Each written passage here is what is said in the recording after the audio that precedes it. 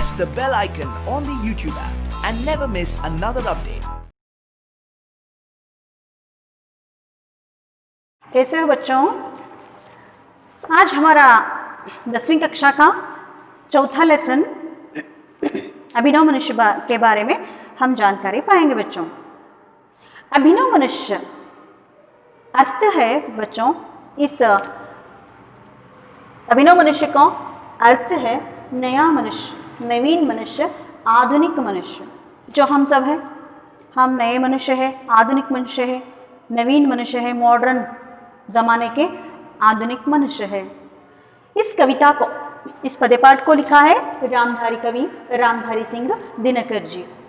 आइए हम देखेंगे कवि रामधारी सिंह दिनकर जी का कुछ छोटा सा परिचय हम प्राप्त करेंगे बच्चों। पहले इस पद्य के कवि रामधारी सिंह दिनकर जी का जन्म सन 1908 को बिहार प्रांत के मुंगेर जिले में हुआ था। पहले वे रेडियो विभाग में काम करते थे, बाद में एक सरकारी कॉलेज के प्राध्यापक बने थे बच्चों। बाद में एक सरकारी कॉलेज में प्राध्यापक बने। आगे चलकर वे भारत सरकार के हिंदी सलाहकार के पद पर नियुक्त हुए थे। सन 1974 को इनका देहावसान हुआ, यानी इनका निधन हुआ। कवि रामधारी सिंह दिनकर जी एक महान कवि थे।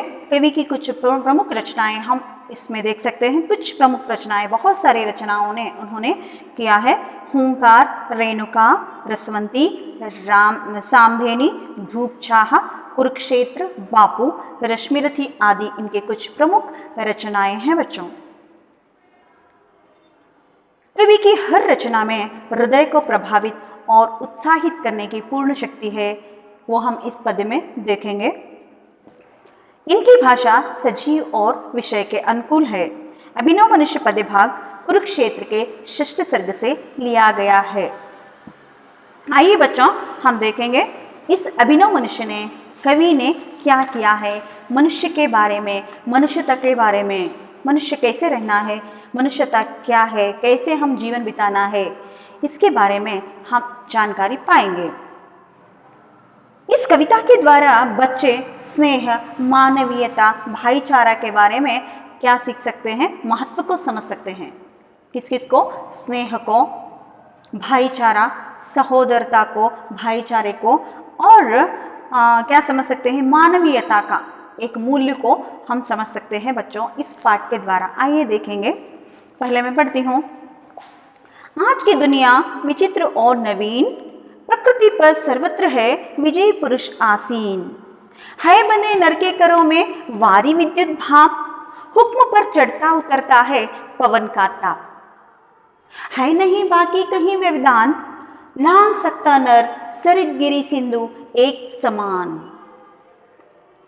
यह मनुज जिसका गगन में जा रहा है यान, कांत जिसके करों को देखकर परमाणु। यह मनुज जो सृष्टि का श्रृंगार, ज्ञान का, विज्ञान का, आलोक का आगार। व्योम से पाताल तक सब कुछ इसे है ज्ञेय, पर न यह परिचय मनुज का, यह न उसका श्रेय। श्रेय उसका बुद्धि पर चैतन्य उर की जीत, श्रेय मानव की मानवों से, असीमित मानवों से प्रीत। एक नर से दूसरे के बीच का व्यवधान तोड़ दे जो बस, वही ज्ञानी, वही विद्वान और मानव भी वही। ये था पद्य पाठ बच्चों। इसका अर्थ को जानेंगे, इसके साथ आप मीनिंग को लिखना है। देखिए पहला लाइन, आज की दुनिया विचित्र और नवीन। आज की दुनिया विचित्र है, नवीन है, बहुत मॉडर्नाइज के दुनिया है, बहुत विचित्र है। पहले देखिए वो समय समय पर वर्षा आती थी, एक परिसर में, ठंडे परिसर में जीवन बिताते थे, प्रकृति के अनुसार मनुष्य जीवन बिताता था। लेकिन आज की दुनिया बहुत विचित्र है, बहुत विचित्र दुनिया है बच्चों, और नवीन मॉडर्न हो गए हैं। पहले देखिए हाथ से कपड़े धोते थे, पानी लेकर आते थे कुएं से, बहुत मेहनत करता था मनुष्य। लेकिन अब क्या है, तंत्रज्ञान की वजह से आदमी वैज्ञानिक बन गया है। सभी कामों के लिए मशीनों का उपयोग किया जा रहा है। वॉशिंग मशीन हम देख सकते हैं, और क्या है, लाइटिंग आ गई है। पहले प्रकाश के लिए विद्युत शक्ति का उत्पादन किया जा रहा है। रोबोट का इस्तेमाल हो रहा है काम करने के लिए। हम वाहनों में जा रहे हैं, घोड़े में जाते थे, हाथियों पर जाते थे। इस तरह आदमी क्या हो गया है, बहुत मॉडर्नाइज हो गया। इसलिए कहते हैं आज की दुनिया विचित्र और नवीन है। प्रकृति पर सर्वत्र है विजयी पुरुष आसीन। प्रकृति पर, प्रकृति के सर्वत्र, सर्वत्र यानी सभी और विजयी पुरुष आसीन, मनुष्य ने, पुरुष ने आसीन हुआ है। आसीन यानी बैठा हुआ है। कैसे बैठा हुआ है? विजय प्राप्त कर कर बैठा हुआ है। प्रकृति को अपने वश में कर लिया है। ये आधुनिक मनुष्य ने प्रकृति को अपने वश में कर लिया है बच्चों। थर्ड लाइन, है बंधे नर के करों में वारी विद्युत बाम। क्योंकि इस नर के करों में, इस आधुनिक मनुष्य के करों में, कर का अर्थ है बच्चों, कर का अर्थ है, कर यानी हाथ, कर का अर्थ है हाथ।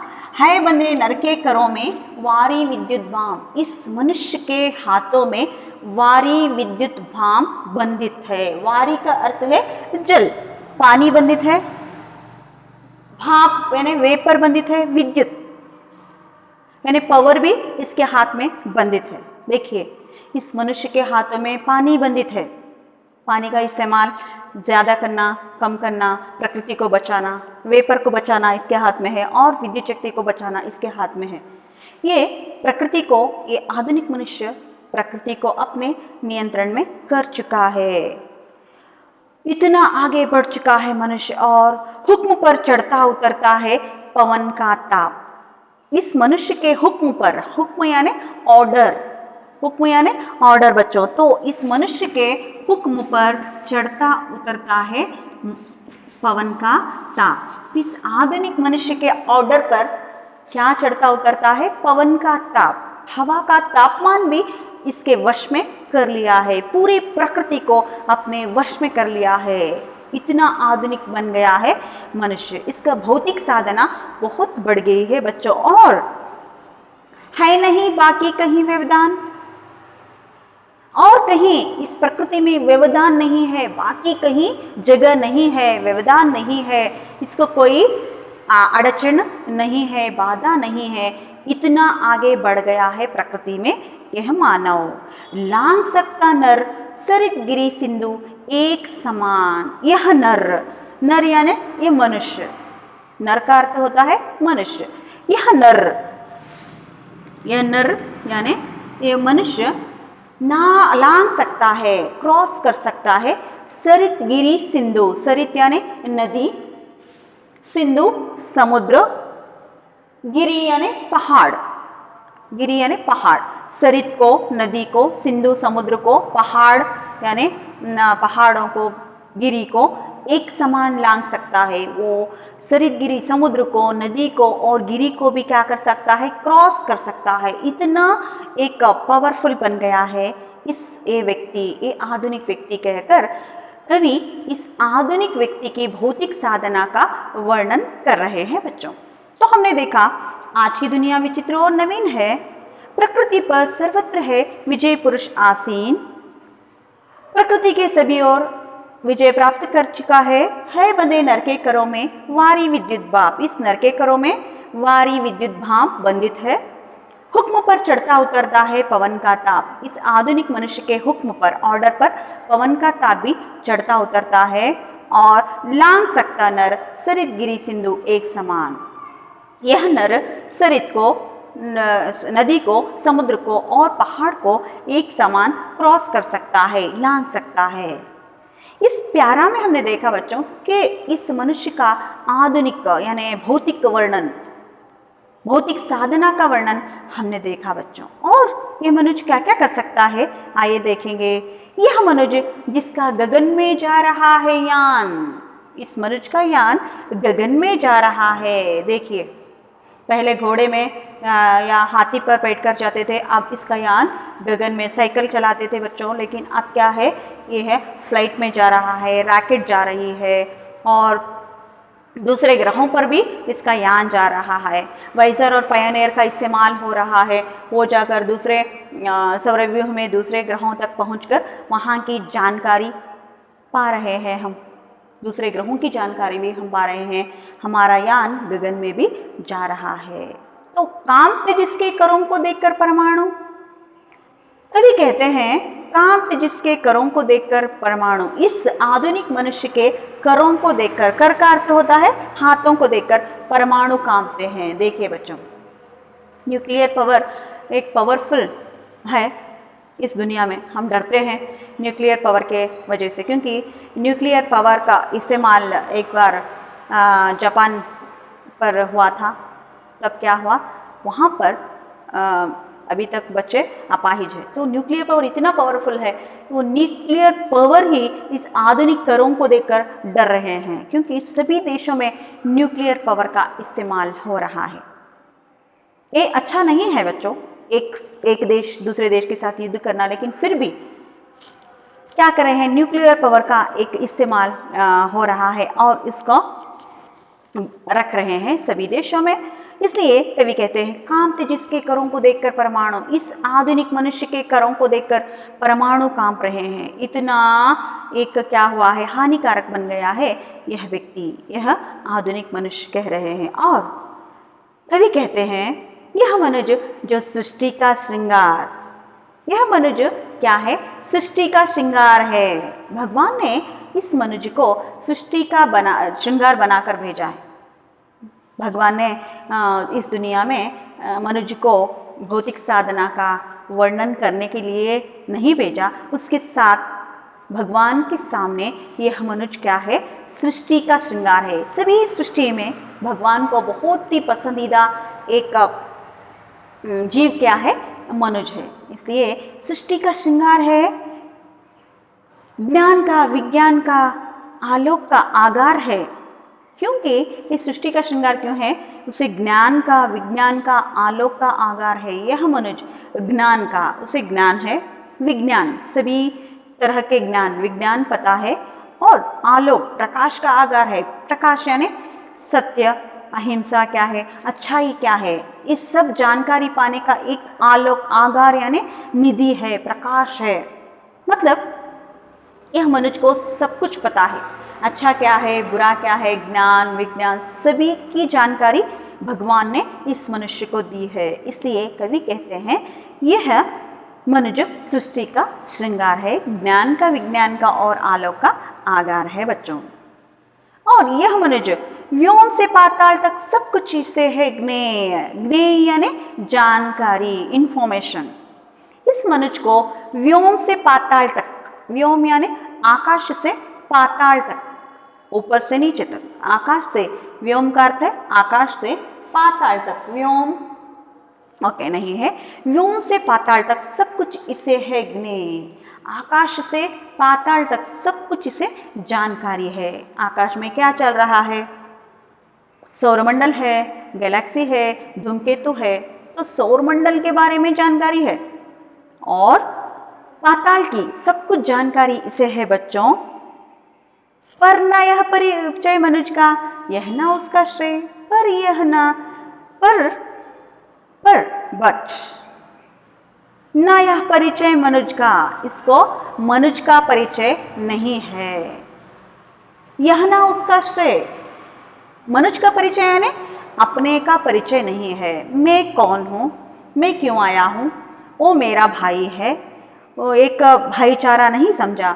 अपने स्नेह को, एक मनुष्य और दूसरे मनुष्य को समझना मानवीयता है, भाईचारा होता है।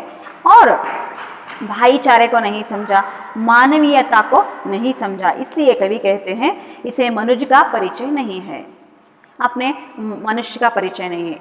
मैं कौन हूँ, मैं इस दुनिया में क्यों आया हूँ, मैं दूसरों की सहायता करना है मुझे, वो भी मेरा भाई है। इस तरह भाईचारे का भाव नहीं है, मनुष्यता की भाव नहीं है।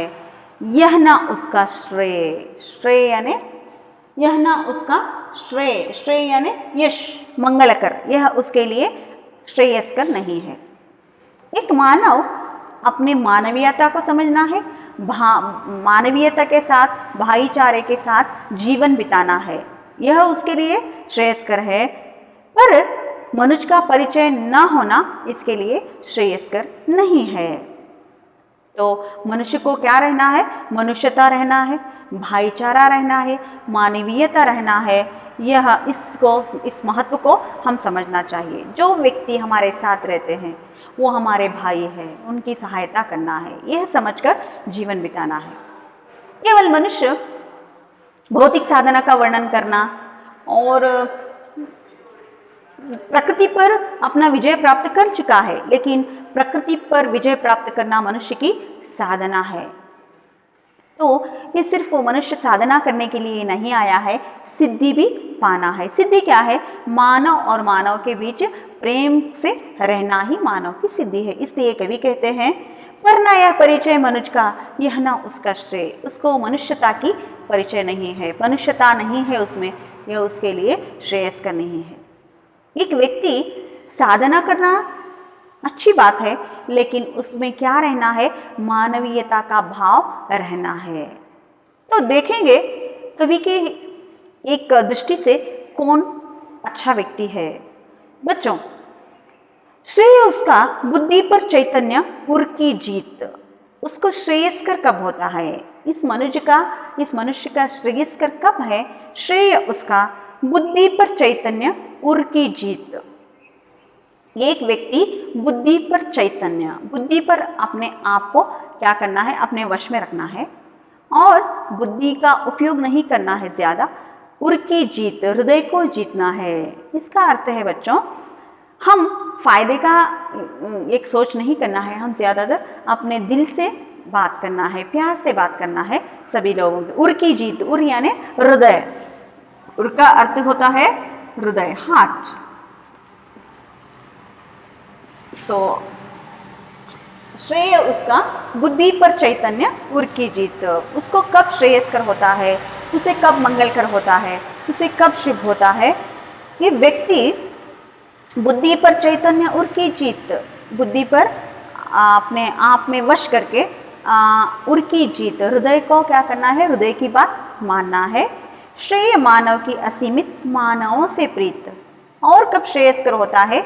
एक मानव दूसरे मानव के असीमित प्रीत से। असीमित प्रीत कभी भी नहीं मिटने वाला, असीमित, जब तक वो रहेंगे तब तक वो असीमित प्यार से रहना है, असीमित प्यार से जीवन बिताना है, तब उसे श्रेयस्कर होता है।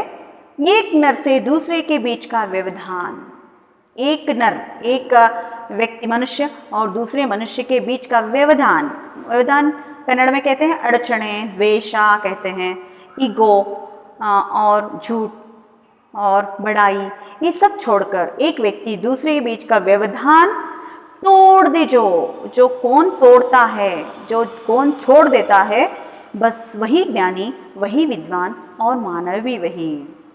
तो कवि का कहना है कि जो आपस की दूरी को मिटाता है, आपस के द्वेष को मिटाकर स्नेह से, भाईचारा से, प्यार से जो दो व्यक्ति रहते हैं, वही ज्ञानी है, वही व्यक्ति ज्ञानी है, वही बहुत बड़ा ज्ञानी है इस दुनिया में, वही विद्वान है, वही विद ज्ञान को पाने वाला है, वही मानव भी वही कहलाता है, उसी को हम मानव कहते हैं। बच्चों इस पोएम में, इस पद्यपाठ में हमने देखा कि मनुष्य सिर्फ साधना करता है। साधना करना मनुष्य की सिर्फ भौतिक साधना है और प्रकृति पर अपने साधना करता है, लेकिन वो भौतिक साधना है। लेकिन मानव के बीच प्रकृति पर विजय प्राप्त करना मनुष्य की साधना है और मानव के बीच प्रेम का बांध बांधना मानव की सिद्धि है। देखिए, हम सिद्धि पुरुष कहते हैं, स्वामी जी जो रहते हैं, बहुत बड़े बड़े महान दार्शनिक रहते हैं, वो सिद्धि पाते हैं। वो क्या है, कैसे पाते हैं? वो एक मनुष्य के, बहुत आसान है, एक मनुष्य और दूसरे मनुष्य के प्यार से जीवन बिताना, भाईचारे से जीवन बिताना और मानवीयता को समझना, वो मानव की सिद्धि है। इस तरह जीवन बिताना है।